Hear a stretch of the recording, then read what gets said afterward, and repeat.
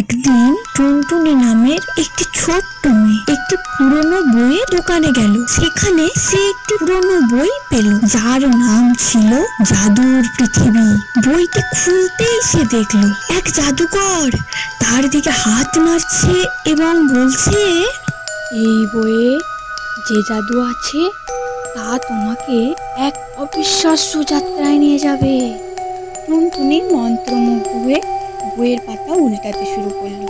হঠাৎ করে সে নিজেকে এক জাদুর দেশে আবিষ্কার করলো, যেখানে সবকিছু জীবন্ত। গাছেরা কথা বলছে, নদীগুলো গানের সুরে বয়ে চলেছে, আর রং বেরঙের পাখিরা আকাশে নাচছে। টুনটুনি একটি ফড়িংয়ের সাথে বন্ধুত্ব করল, যার নাম ছিল টিংটিং। টিংটিং তাকে জানালো জাদুর এই দেশে এক বিশাল সমস্যা হয়েছে। এক দুষ্টু জাদুকর রাজ্যটিকে কালো জাদু দিয়ে দখল করতে চায়। টুনটুনি সাহস করে বলল, আমি তোমাদের সাহায্য করব।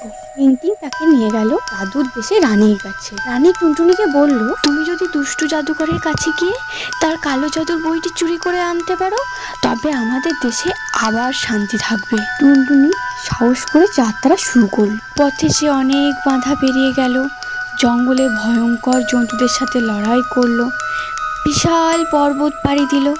শেষমেশ সে দুষ্টু জাদুঘরের দুর্গে পৌঁছে গেল। টুনটুনি চুপি সারে দুর্গে ঢুকে পড়ল এবং জাদুকরের কালো জাদু বইটি খুঁজে পেল। বইটি নিয়ে এসে ফিরে এলো রানীর কাছে। রানী খুব খুশি হয়ে বলল, তুমি আমার দেশকে রক্ষা করেছো। রানী তার জাদু দিয়ে টুনটুনিকে বাড়ি পাঠিয়ে দিল। টুনটুনি ঘুম থেকে উঠে দেখলো সে এখনো সেই বইয়ের দোকানেই আছে। সে ভাবলো এটা কি স্বপ্ন ছিল, কিন্তু তার হাতে ধরা ছিল সেই জাদুর বইটি, যা তার যাত্রার প্রমাণ।